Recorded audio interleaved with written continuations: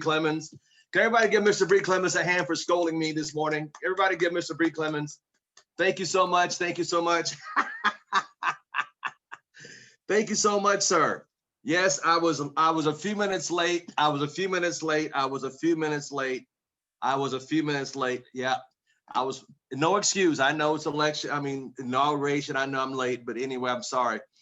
Miss Kathleen Williams, thank you for smiling at me. Thank you for waving at me. And thank you. Hey, Miss Belinda Batiste, I like that color on you. Looks good on you. I like that necklace, young lady.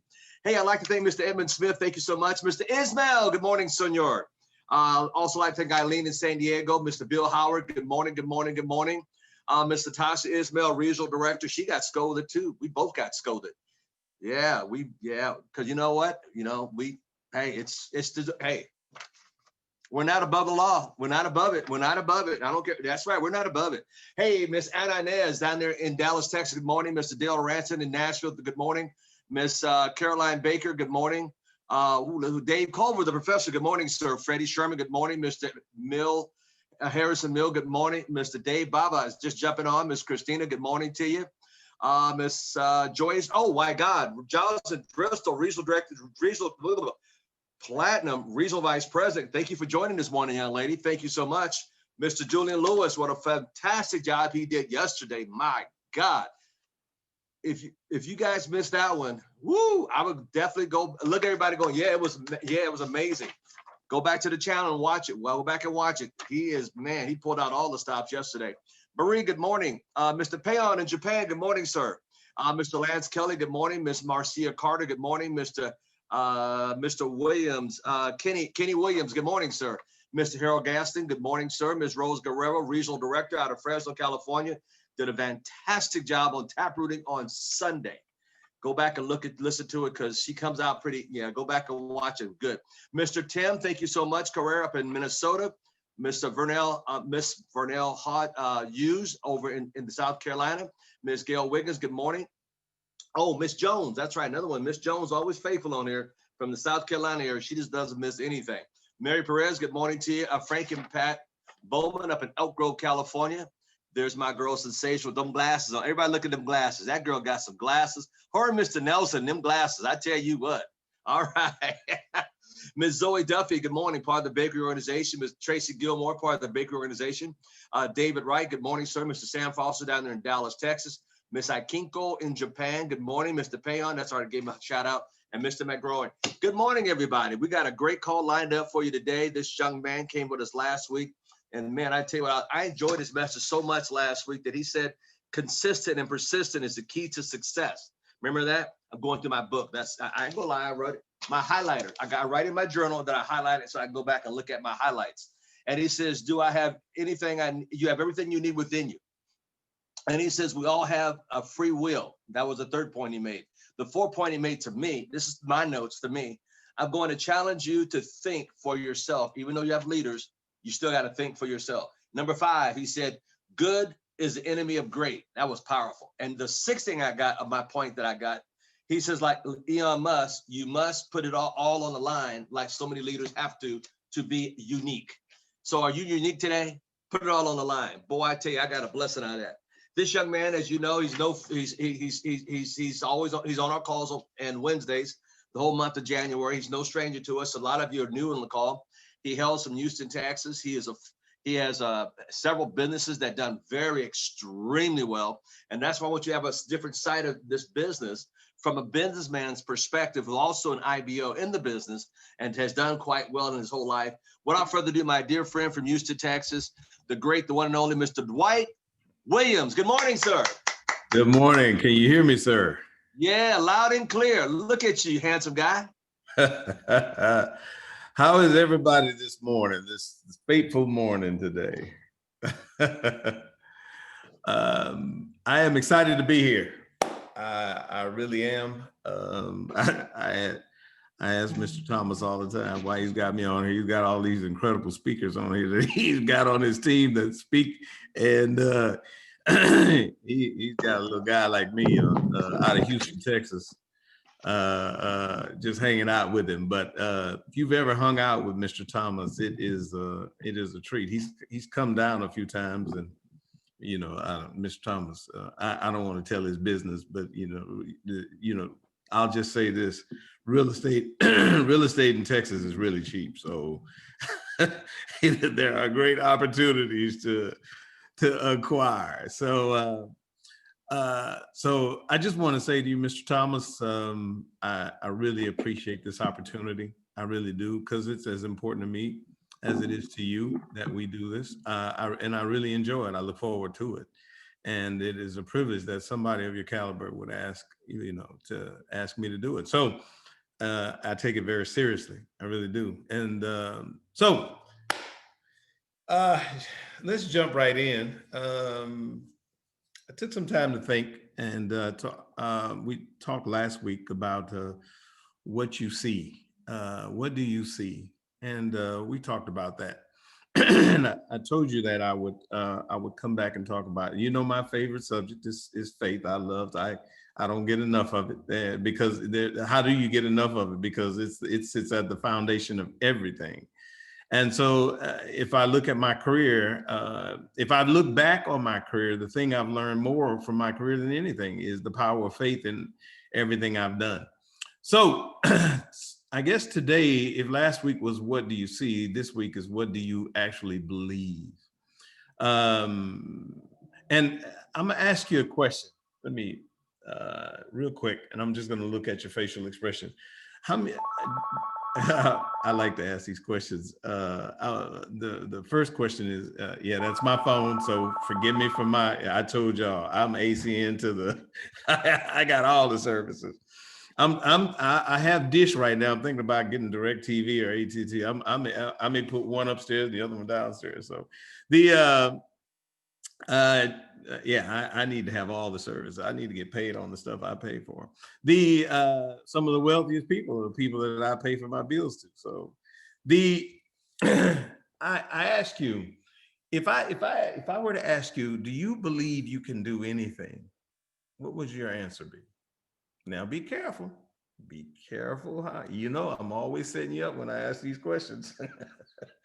Do you believe you can do anything? Because we say this stuff.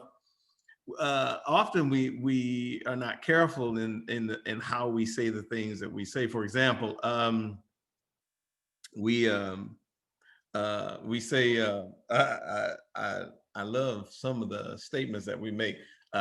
Loosely, money is the root of all evil. We use that one on. That's not a true statement, but I've heard it used. I can't tell you countless times. Knowledge is power.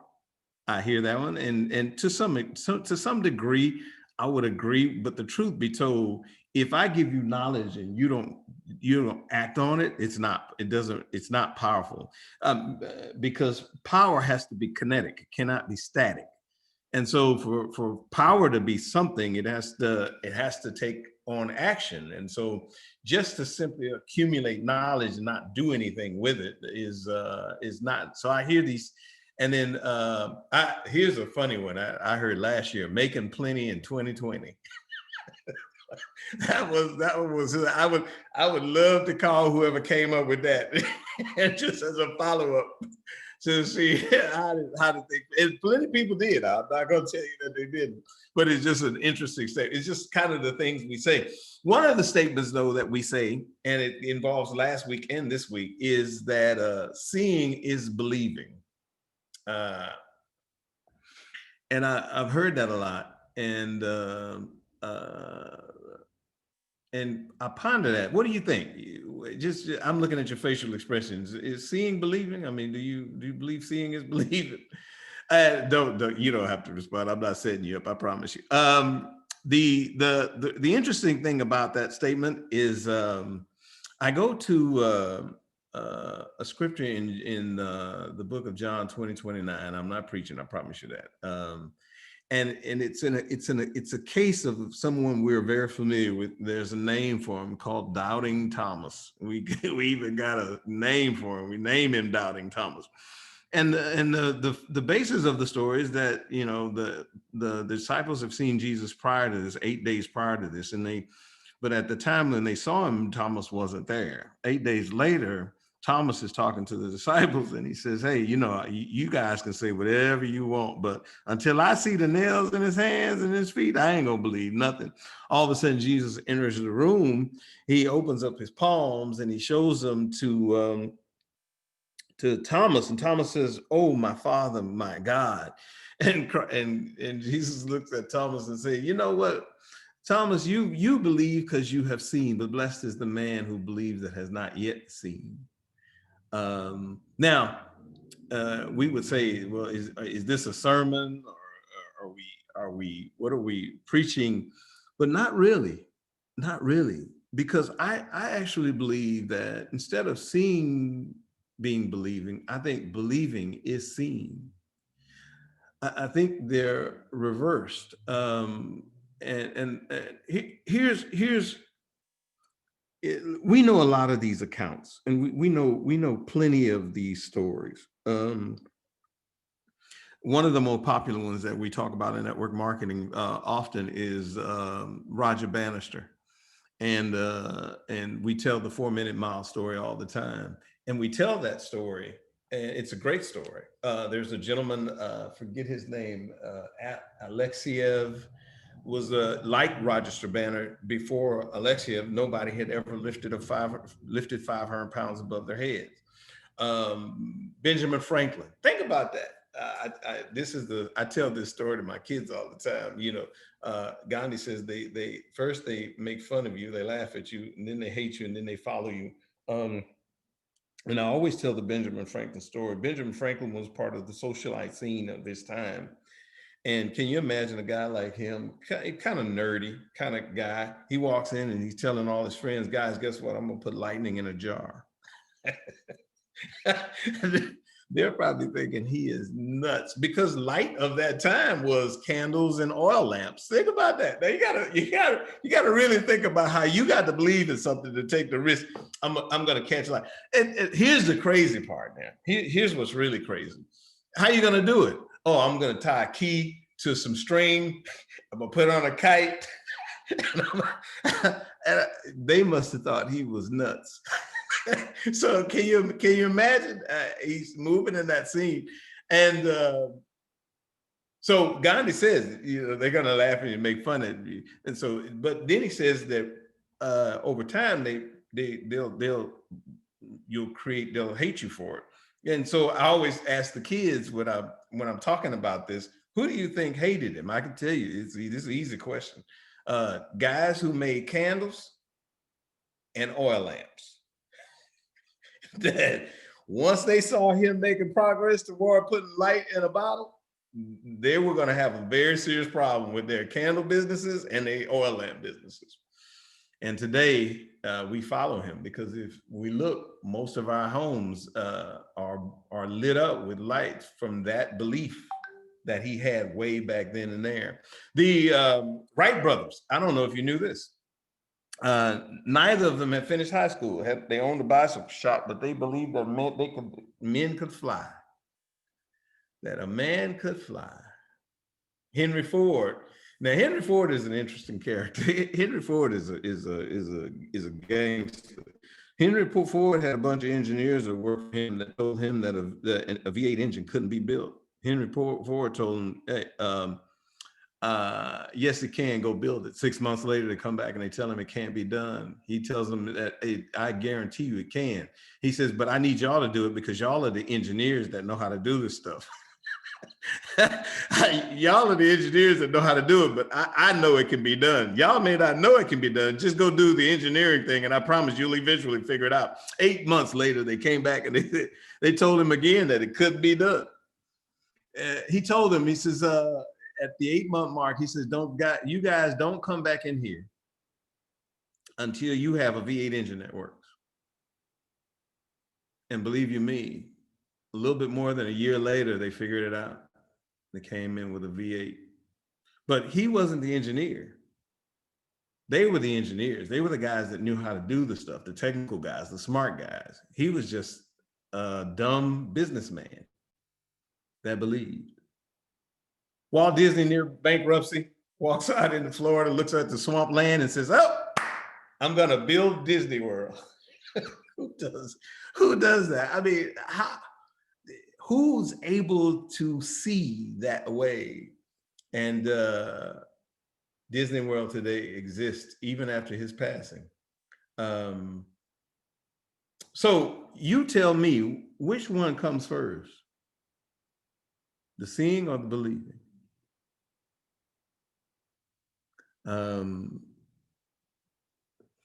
If you were to ask me, what does this word believe stand for, or belief? I believe the word be stands for the state of now. So wherever it is, it's the state of where I am now. Now, you will say circumstance. I'm not talking about circumstance. See, Henry Ford had already seen the V8 engine.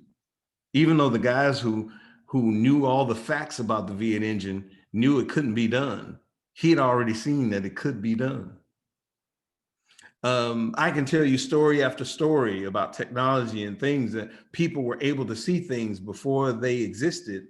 They saw them when other people couldn't see them. So we say seeing is believing, but I don't believe seeing. I believe believing is seeing. That's why our Bible says that now faith is the substance of things that are hoped for and the evidence of things that are not seen. The faith comes first. It comes before the stuff comes. So I believe belief or believing is to live in a place that is unaligned with your timing or circumstance. Doesn't matter where I'm at. Doesn't matter how much money I got in the bank. Doesn't matter how many people told me no.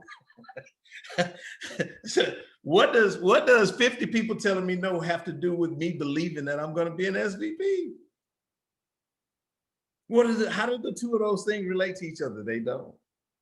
They actually don't relate to each other.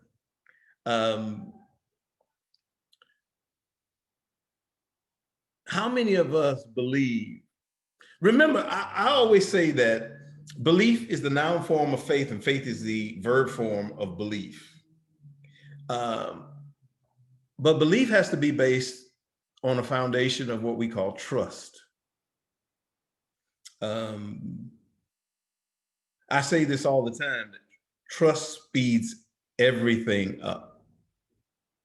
When you have you ever been in a circumstance, relationship, or something like that where there was no trust? Everything is slow. Why? You have to check everything. You have to validate this. You have to verify this, and you have to slow down. For example, if you're negotiating a deal with two partners and you don't trust those partners, well, you got to read the contracts. You got to go through every line item, and I do that. But when there's trust, you can do those kinds of things at a pace, at an accelerated pace. So when there is trust in any transaction, everything speeds up.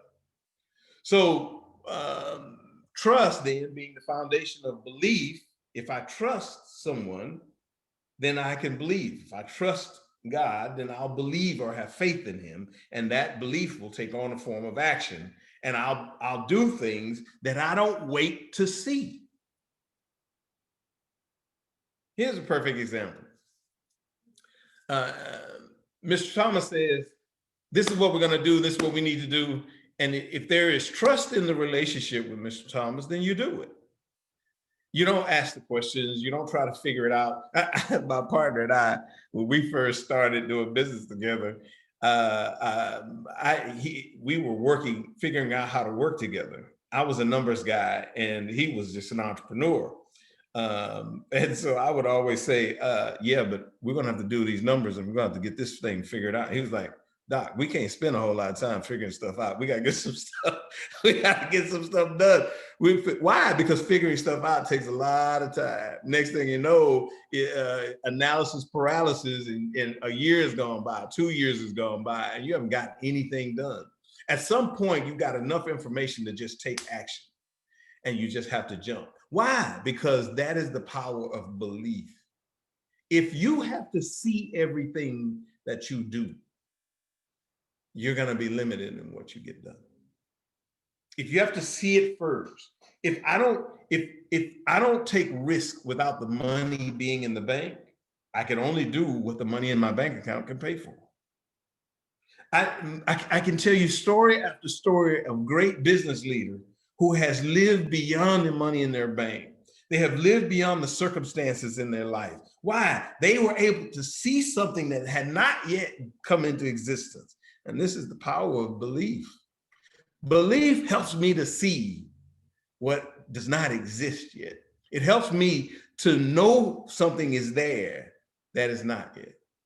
That is the power of belief. That's why I always ask, are you an SVP? That's why when I hear people say, are you an SVP?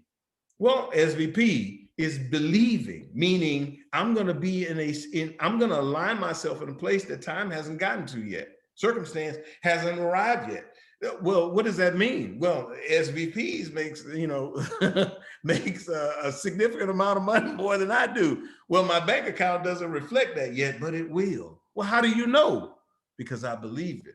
Well, but you believe it. What does that mean? But you believe it, but have you seen it? I have. Well, how could you have seen it? Because I believe it. And I believe it, and because I see it, it causes me to act a different way. So a person that believes that he's an SVP acts like an SVP, even though he still has an ETL pin. A person that believes he's an RVP acts like an RVP, even though he's just signing up in the business. And we as leaders who also are RDs and those, we act as SVPs with that ETL in such a way that we only handle that person as if they are an SVP. Our language with them is elevated. It's forcing them to rise and to elevate with us instead of leaving them where they are. No. Well, I don't have the money to go to the international. What does that mean? How do you not have the money? You're an SVP, huh? Well, no, I'm not. I'm not an SVP. Oh, well, what do you believe? Well, I believe I am. Oh, you do believe you are, but you speak that you're not. How can your words be on it? He says, out of the abundance of the heart, the mouth speaks. So how am I saying things that I don't actually believe? And we challenge each other this way and elevate each other this way and bring each other to these places. The people who I'm surrounded by and that God has placed around me, I challenge them, they challenge me, but what they watch more than anything is me challenge myself. Because always pushing toward that thing I believe that I see.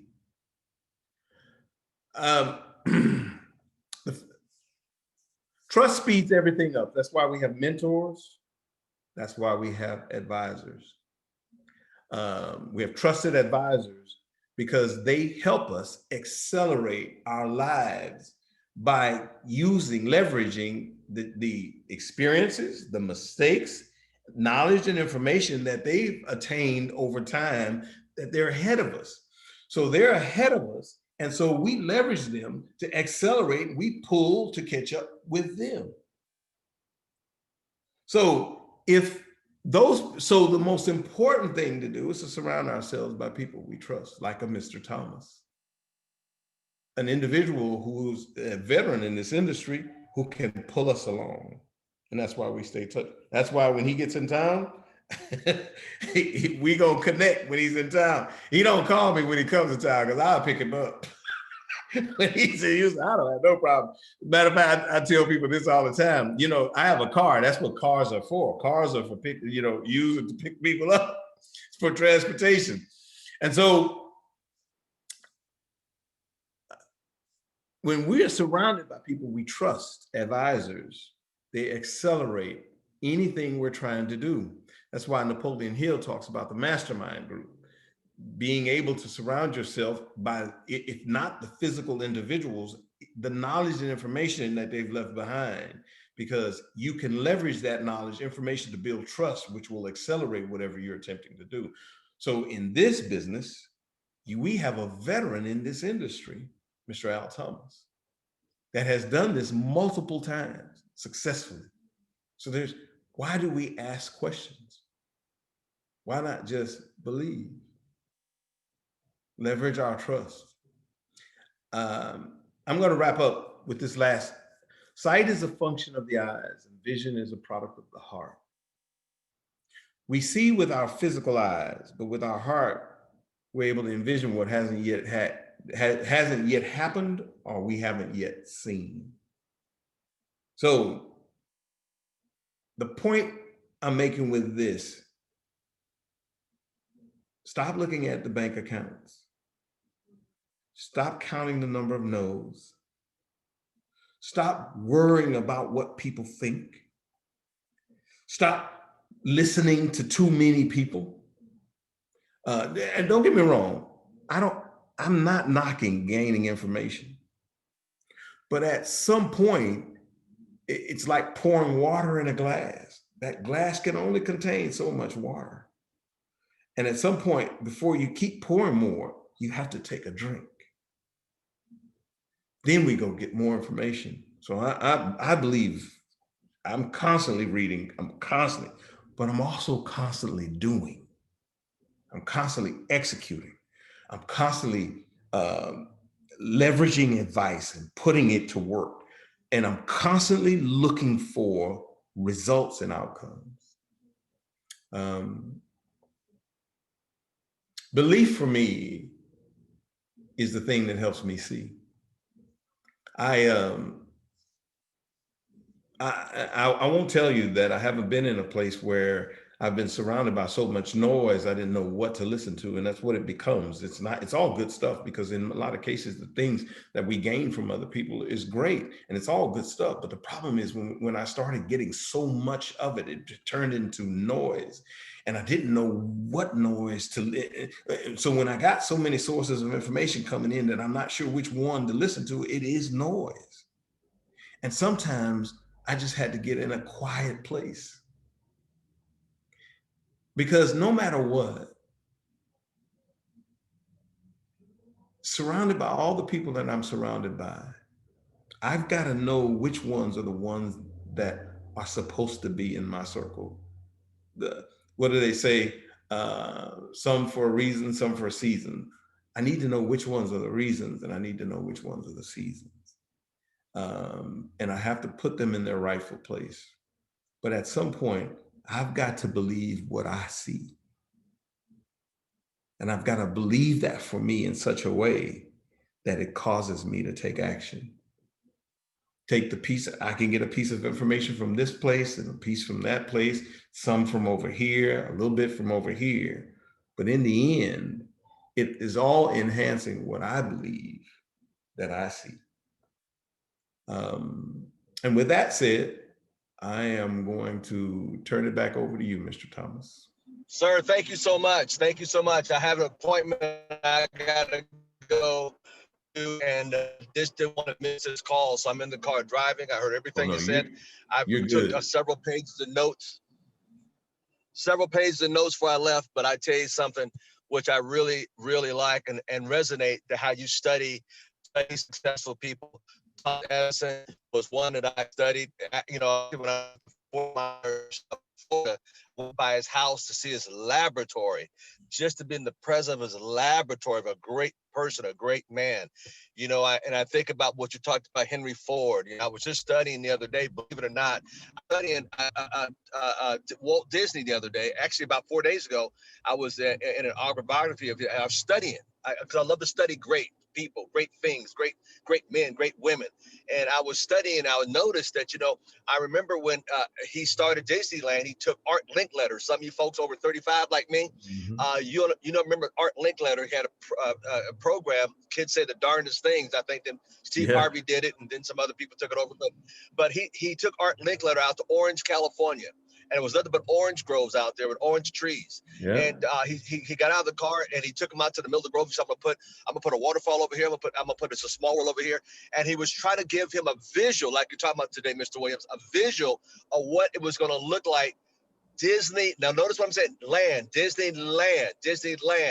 And he took him out there showing what the vision was, like you're talking about today, sir. And I really thank you for what you brought up. And Art Linkletter could not see it. And Art Linkletter said when he made a turn, he turned back around to head back to the car that they drove out in. He said, every step, listen up, everybody, every step because he didn't see the vision. Every step, like ACM, because some people won't see the vision. Every step cost him $1 million going back to his vehicle. That's how much he lost in the years because he didn't see the vision of Walt Disneyland. He couldn't see the vision. He could not see the vision. Absolutely. He could not see the vision. That was very costly. Also, I was reading up that he took Disneyland, the idea, and he went to St. Louis. I had no idea about this until I started studying him 4 days ago.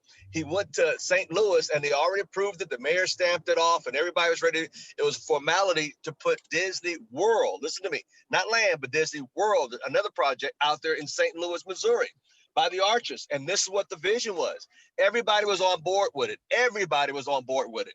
And it had a dinner and everybody was signing and excited and the papers all been signed. And there was one gentleman that said, you know what about the alcohol?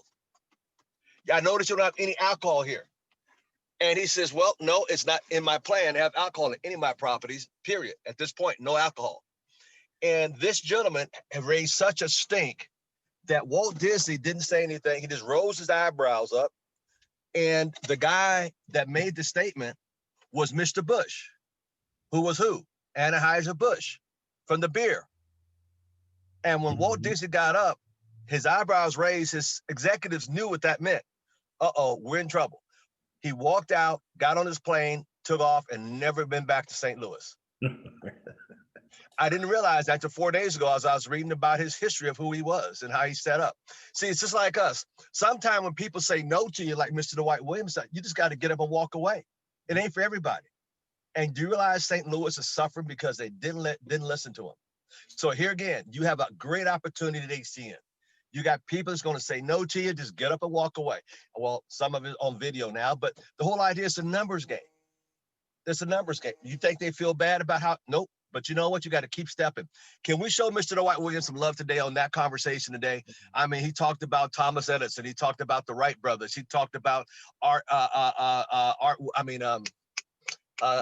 Walt Disney. You know, these things I can relate to because I study people of history. You want to see the future? Go study the past. Whoa, that's deep right there. Can we show Mr. Dwight Williams some love today? That was a great conversation.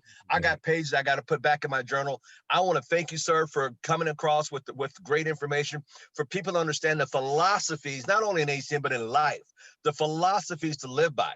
I mean, who'd have thought, wow, Miss Thomas, you studied Walt? Yeah, a couple days ago I was reading because I'm a reader. Leaders are readers. We're always diving in. We want to see what made the great great. You know, Mr. Williams has done some great things in his life. He mentors people from all ages, all walks of life. He also goes into the school system. He goes into the prison system. You know, this young man that you guys have in front of you, he's got a lot of history underneath him, but he's got a lot of philosophies that are working today for him, and it can work today for you.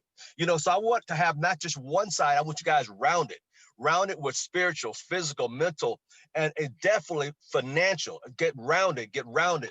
Tomorrow morning, we got a guest speaker. I'm going to show something about Mr. Harvey. You're going to love Steve Harvey. But here again, I got to give you guys the best. Look, I told you, this is going to be a year like no other year. Mr. Williams, thank you all for giving him some love. So let's give him some love right now, because I tell you what, this is great. This is great. Thank you, guys. You know, there's a strain that goes to all successful people like Mr. Dwight Williams, and that is the history of money, the history of philosophy, what made the great great. They just didn't become great. They just walked in one day. They became great because, like he said last week, he talked about Mr. Musk, who came out with Tesla. He put it all on the line. Now he's the richest person in the world because he put it all on the line. Now, do all of agree with him? Maybe not. Who cares? But he put it all on the line. Every one of these people we talked about, Walt Disney, put it all on the line. Look, Thomas Edison put it all on the line. The question is, well, are you going to put it all on the line? Are you going to put it all on the line? Some of you, like I said yesterday, I said, reach high. Some of y'all, I said, reach higher, and you went higher. If you thought you were reaching because you hadn't put it all on the line yet. So put it all on the line is what Mr. Williams was talking about today. Sir, thank you once again for your insight, your foresight, your history. to bring things back into remembrance so people can understand. Look, you got to study the past to see the future, and it's not that difficult to understand. And that's what most people fail because they don't study anything but how to chew bubble gum or watch what the Kardashian is doing. Don't do that. Turn that TV set off. All that sucker gave you is a red eyeballs and a hollowed head. Now remember, tonight is Wednesday night. I'll be calling people from 6 to 7 o'clock p.m. tonight. So make sure they get the video out. If they've seen the video, I'm going to close them like I've been doing for it's my fourth time doing it. And you guys see this. It's not a look. Everybody, it's been a green apple or red apple. Everybody, no rotten apples, because I'm trying to show you, take notes on how to close people. This is not difficult. If every one of you could do that, your check would be so big the bank would bounce. Your bank would bounce. But I'm trying to help you guys, so just don't just be listeners, but it's like Mr. Dwight Williams said, be doers of what you hear. Amen. All right. Thank you all. I'll see you guys tonight at 6 o'clock p.m. sharp. Ready to make those phone calls. Make sure you get that list out to me and Mr. Bree Clemens so we can have a text.